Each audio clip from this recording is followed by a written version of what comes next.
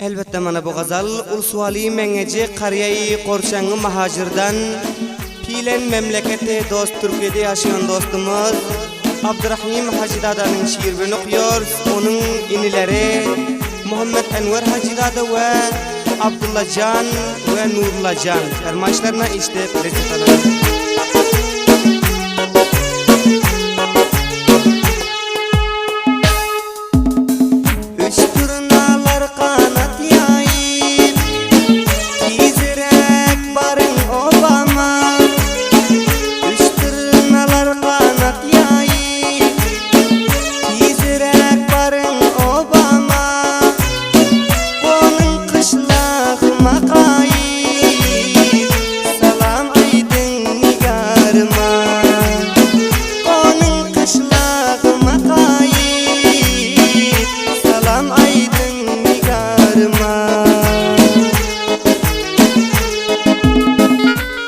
Men şol yare özlüyorum, yollarına gözlüyorum.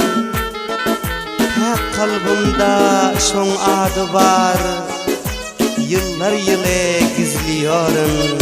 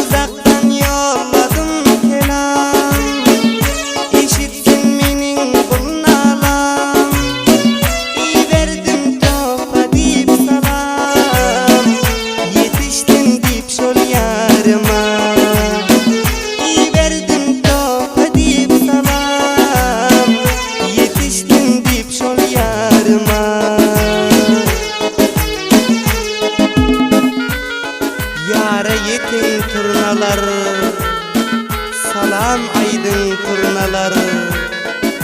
Dermansız derde düştüm, bu işk meni yaralar.